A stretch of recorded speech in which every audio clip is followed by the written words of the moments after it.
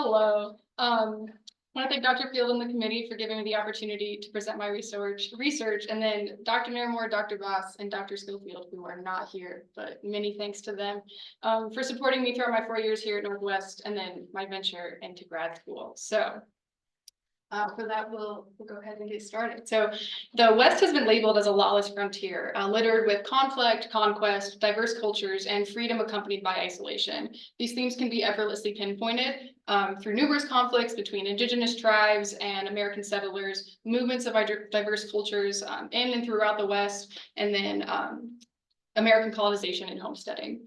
But vengeance also serves as a theme of the American West. Western historian Frederick Jackson Turner defined the West as the meeting point between savagery and civilization, which helps explain some of the ruthless and lawless behavior that the West has been branded with. Vengeance as a theme can be represented through various case studies, but the most compelling cases come from Joaquin Murrieta, Ella Watson, and her partner, Jim Averill. Principles of vengeance fill their respective stories as it becomes a consuming force that drastically changes the trajectories of their lives and explains the lust for revenge that occupies the inhabitants of the West. So before we do that, we need to understand what vengeance is. So we'll get started with the simplest definition of vengeance, which is retaliation. It's as simple as getting back at one another, but why? So we look into motivation. It comes from perceptions of harm or injustice or hatred. So the perception of harm feels like, I have been wronged for X, Y, Z. You have wronged me for, you fill in the blank. Perceptions of hatred can come from prejudices, racism, or hatred that is the aftermath of the perceived wrong. This also stems from feelings of pain, so hatred and vulnerability, which has to do with hurt egos. Those kind of go hand in hand with each other. So it is meant to intend harm. This manifests itself in physical, psychological, emotional, and material. Material being more about property and money, things like that. We also move into the classic cliche of revenge is a dish best served cold. This has to do with emotional detachment and deliberate planning. So emotional detachment, there is no space for morals or second thoughts of the consequences of your actions. Deliberate planning is interesting because it can vary from person to person. Individuals will have the desire for instant gratification. They want that instant revenge. Some enjoy the slow play of planning it out, thinking about what they're going to do, things like that. Then we move into this really interesting study by Amy L. Lakota McKinley and Paul A. Bell, which discusses the role of gender in vengeance. So they conducted a study with 350 participants, 118 males and 235 females. Participants were given 8 scenarios that may or may not be offensive enough to inspire vengeful behavior. They were asked to place themselves in the scenario as the wronged individual and the one who was seeking justice. So they were asked to rank themselves on a 7-point scale of how vengeful they would be in that situation, a higher score indicating a higher willingness to act on revenge. So participants were asked to use the 7-point scale, 1 as strongly agree and 7 as strongly disagree, to address 20 statements regarding their attitudes towards vengeance. They were also asked to look at these 8 scenarios and describe how they would react in that situation, both as the wronged and the one seeking justice. So they were also asked to reflect on the last 6 months of their lives and describe any event where they felt they needed to act on vengeful tendencies, but especially instances where they did act on them, not just the feeling. So the study suggests that males are likely to possess vengeful tendencies and have more positive attitudes towards vengeance, which is incredibly interesting given the stark contrast between male and female participants, but maybe it confirms something we all already knew. So from their study, they concluded that, quote, men possess evolved morphological, physiological, and psychological means for effective use of violence. Males' greater acceptance of interpersonal aggression may correlate with acceptance of attitudes related to revenge and participation in vengeful behavior. So with these principles of vengeance in mind, we can move into the case studies, starting with the outlaw of justice. So Joaquin Murrieta is where we begin. He was only 19 when the Treaty of Guadalupe Hidalgo was signed in 1848, which ended the Mexican-American War. There's a lot to unpack with this treaty. There's a lot of ins and outs with it, but we're going to specifically look at Article 8 of the treaty, which offered U.S. citizenship to Mexicans who were already established in that newly acquired U.S. territory. But the reality is that Mexican landholdings were treated as fair game by American settlers, and there was little to no enforcement of Article 8. There was this existing deep resentment of Hispanics in the area, which was further amplified by American settlers who felt especially patriotic at the end of the Mexican-American War. This is referred to as Hispanophobia. The discovery of gold in the mountains of California a few weeks after the treaty signing would also contribute to this rise in Hispanophobia, and it's a theme that will stick, honestly has stuck since this signing. Accompanying Hispanophobia was the rise of social banditry. It emerged as a response from persecuted people experiencing social disruptions. It's different from regular banditry because it's characterized as a form of resistance. It involves behavior that is legal by law, but is supported and even celebrated by an oppressed group. So it is from this increased violence and oppression that Murrieta's relationship with vengeance was born. And then we move into his motivations, which can really be boiled down to two specific instances, all happening within months of each other. So in the early spring of 1850, Murrieta was passing his evening listening to his lover Rosita sing. As a band of men approached their homestead and demanded that they leave the property, which Murrieta refused to do, using Article 8 as justification. But suddenly one of the men seized Murrieta, struck him to the floor, and continued to beat him until he could no longer pick himself up. Rosita attempted to help him by lunging at the invaders with a knife, but she was quickly overpowered and raped as Murrieta was forced to watch. So pretty heavy stuff. The men promised to return in 10 days, and if the pair remained, they promised death.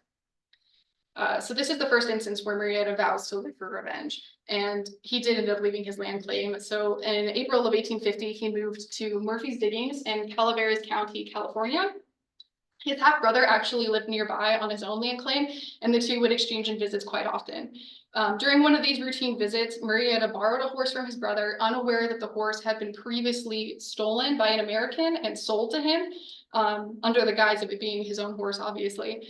So upon riding back into town on this borrowed horse, Murrieta was confronted by the townspeople, who recognized it and accused Murrieta of being the thief that had been plaguing Murphy's Diggings for about 6 months. Murrieta maintained his innocence and, perhaps without fully considering the consequences, explained the situation to the crowd. But they were fueled by Hispanophobia, and the crowd ignored Murrieta and seized him, chanting hang him, and other horribly racist remarks. But their focus shifted and their true intentions have been lost to time. So whether they were driven by a desire for perceived justice or the lust for bloodshed, the mob traveled to Murrieta's brother's land. Upon arrival, the brother was seized without warning or explanation. The crowd cheered and proclaimed racist remarks as Murrieta's brother was hung from a nearby tree branch, and he was forced to yet again watch the death of one of his loved ones. Murrieta was consumed with his grief, and he begged the crowd to hang him as well. However, they denied his request to intentionally inflict even more grief and humiliation. So instead, the mob stripped him of his clothes, bound him to the base of the tree where his brother's body still hung, and Murrieta was publicly whipped as the crowd cheered. So this personal account captures the moment that we see Murrieta beginning to access his vengeful tendencies. The first-hand account says, quote, "Never saw such an expression that passed over the face of Joaquin. He cast a look of unutterable scorn and scowling hate upon his torturers, and measured them from head to foot as though he would imprint their likeness upon his memory forever," end quote. So after the mob had exhausted themselves, they untied Murrieta and left him there. He remained motionless at the base of the tree and was left alone with his brother's body above him. He sat under the tree for hours waiting for death, but it never came. Instead, friends of the brothers who had heard the mob boasting in the town came to his property and assisted in taking down his brother's body and helping him with his wounds. So when they got his body down, Murrieta read his brother his last rites, spoke scripture over the body, and finally laid him to rest. So as he stood over the grave of his brother, he once again vowed to live for revenge. And this is when we officially move into his era of vengeance in his life. So he attempted to satisfy his pain through a string of murders in Murphy's Diggings, specifically targeting members of the mob. So a body of an American was found cut to pieces near the town and was quickly recognized as one of the participants. And this spread panic throughout the town. They were essentially being held hostage. If you left the town, you were risking death regardless of your involvement in the mob or mob participants. So it didn't take long for him to eliminate the mob participants, but it wasn't enough. There had been a shift in Murrieta who had required a new lust for revenge and a deep resentment towards Americans who had consistently been the ones to bring hardship upon him. He was eager for an outlet to channel this hatred and lust for revenge, which is the shift to career and social banditry, which he excelled at. He established a band of robbers that resembled a well-oiled military machine, complete with headquarters, general staff, field forces, spies, and secret agents. He also required the captains and subordinates to swear an oath of loyalty, which was punishable by death if you broke it. Exact numbers are nearly impossible to estimate, but it's between 80 and 100 at its peak, which were divided into several companies, commanded by appointed captains. And it's worth noting that this is only the men participants. There is a little bit of evidence to suggest that women were participants in this as well, but they're not recorded, such as history goes. So for the next 3 years, he would embark on campaigns of pillage and murder that ranged throughout California. Nothing was impulsive, though. Every robbery and murder was methodical and justified, at least according to the outlaws. They were also regarded as phantoms, leaving behind a bloody but untraceable trail, which really infuriated Americans. However, Hispanics loved him. They labeled him as a military hero and a leader of a revolt against American domination. As far as they were concerned, Murrieta was right in a righteous war against injustice and oppression of the invaders.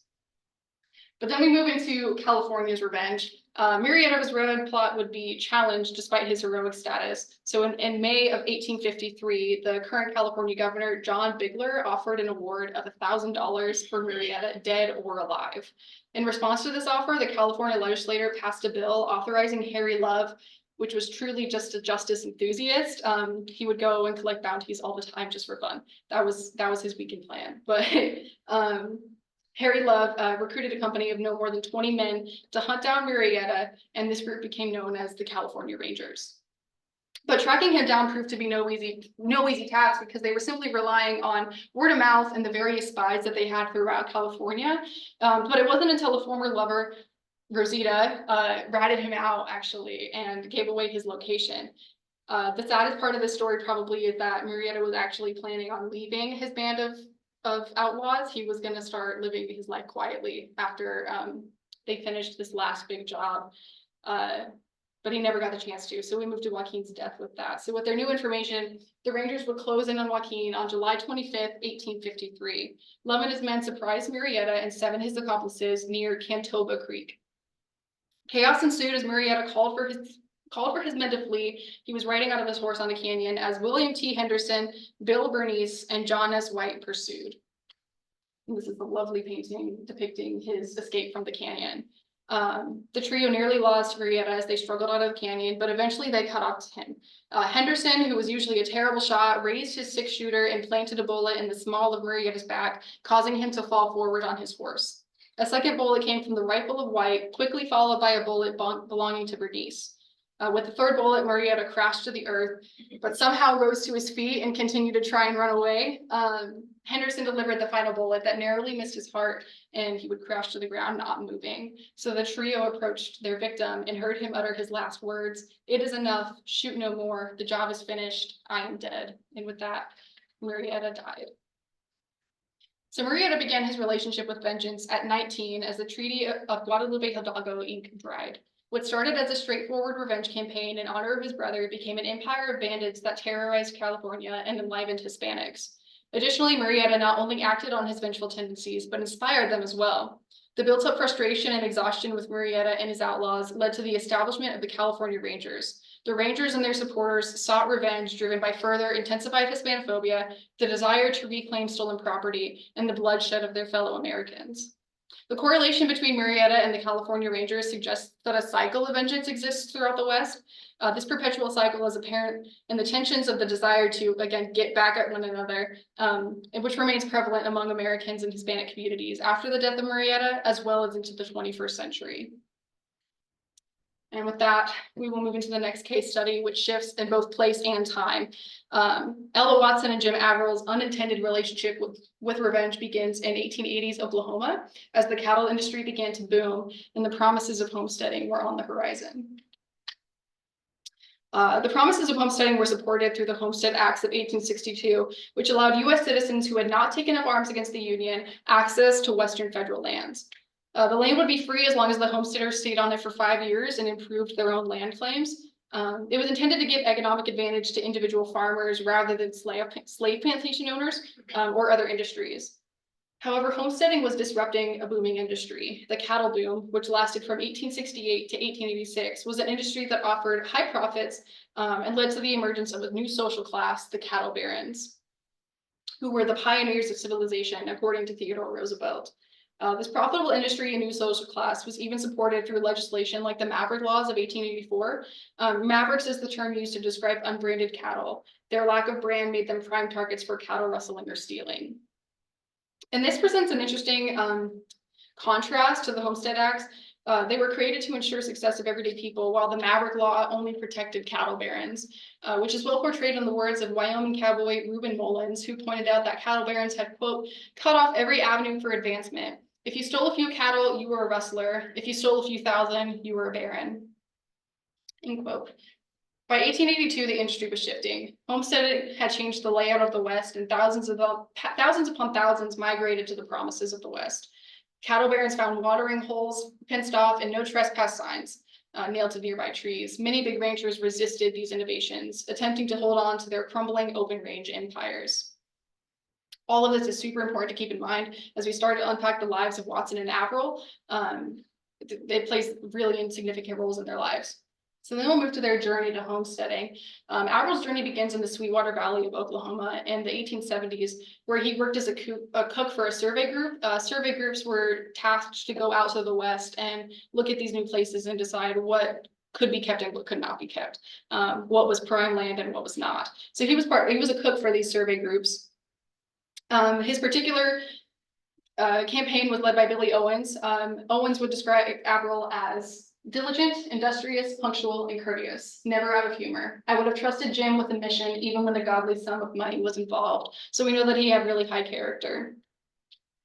So his time with the survey group would come to an end, but his desire to homestead would not, besides taking a break from marriage in 1882.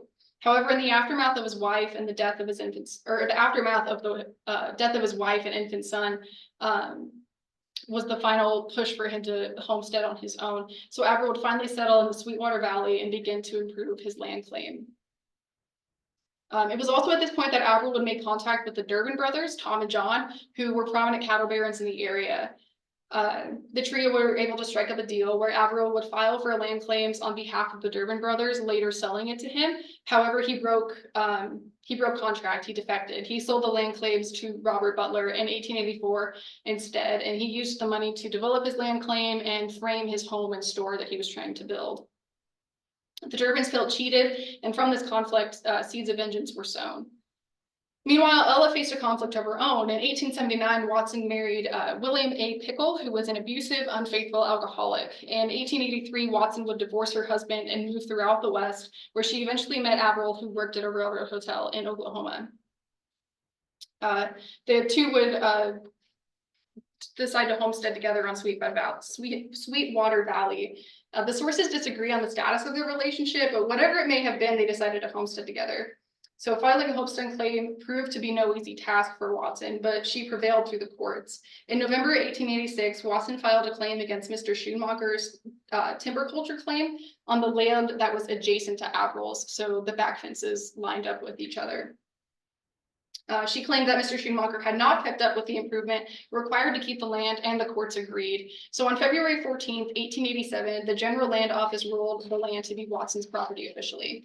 So by the spring of 1888, Watson and Averill had claimed two 160-acre claims. Watson had a cabin and a fenced pasture of around 60 acres. She also was the proud owner of a small herd of 20 to 30 footsore cattle, so they weren't super great, but they were hers. They were bought from an immigrant who was trying to make his way to Washington State. So Averill maintained a road ranch near the bridge and a store, a saloon, a post office, and Watson helped him run all of this. So they were really an effective partnership. The pair were well liked by those who knew them and those that worked for them, which is well represented through the marks of cowboy W.H. Harvey. So in the fall of 1887, Harvey and others were hired to move 1,000 steers from the state to shipping yards. In October, they arrived near Sweetwater to a bitter storm, and the pair searched for shelter and stumbled upon the cabin of Watson. And Harvey recorded his experiences, saying, quote, Mrs. Averill, her man being nowhere about, insisted we take her spare bed with warm blankets and a clean room, and wouldn't hear our protests that we were too dirt-caked to sleep indoors. We slept well. She woke us up in time to catch up with the job, gave us a hot meal, and refused any payment. No cowboy is going to make a bed in a cowshed when we have a house, she told us, end quote. So again, another representation of their character. However, this is when we move into cattle barons who did not have such a good reputation for their character. Watson and Averill's established homestead and their success made cattle barons antsy. The success that the pair experienced was further proof to the cattle barons that their beloved industry was shifting, despite having acquired their land, cattle, and success legally. Watson and Averill roamed the Sweetwater Valley with targets on their back, and the cattle barons were all too willing to take aim. So there's all of the barons that were involved in their journey for revenge. So they thought that Watson and Averill were perpetuating their downfall in the cattle industry, and through their success, old feuds also resurfaced at this time.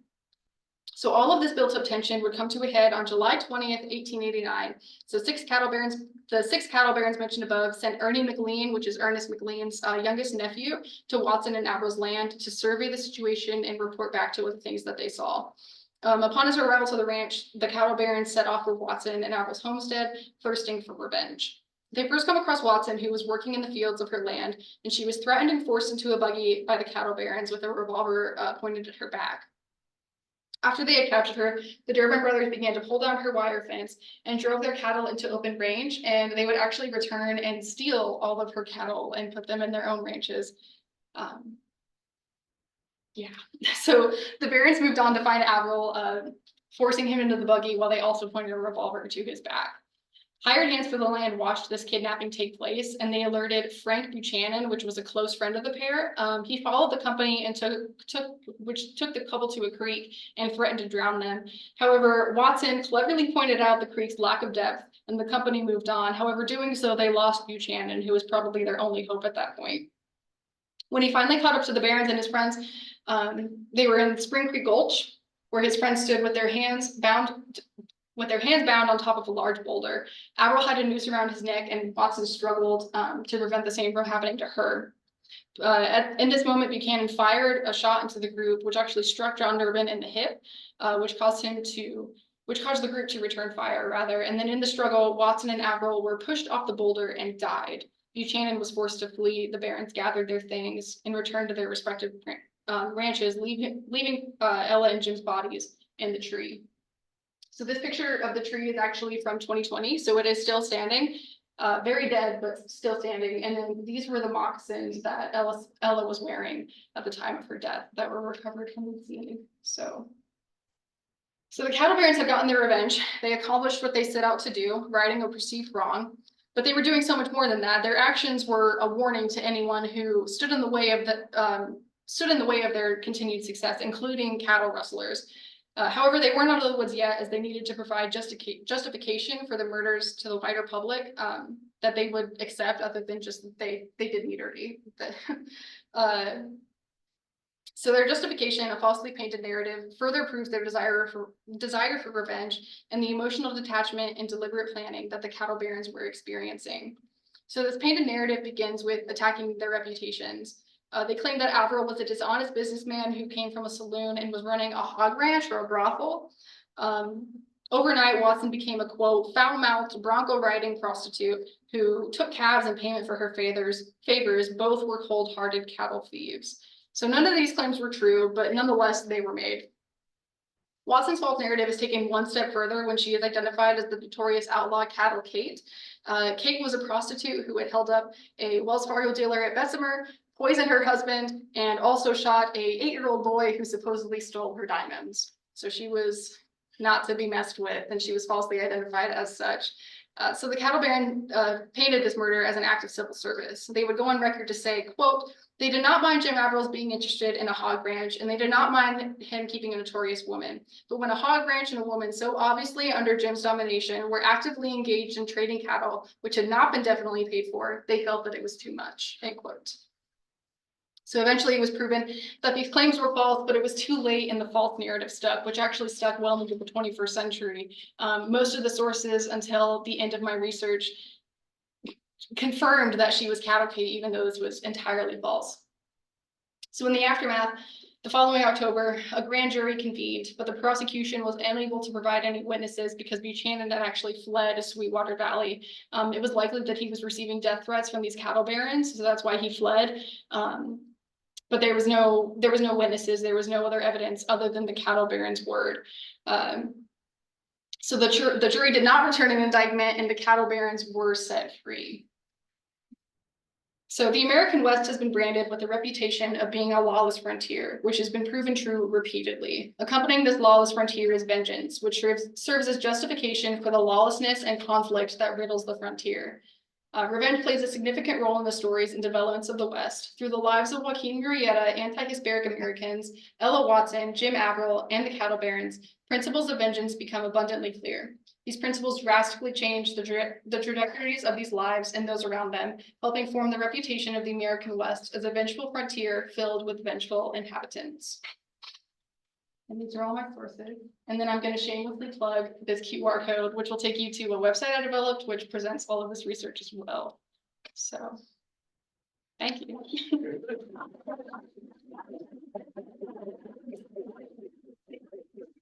Questions?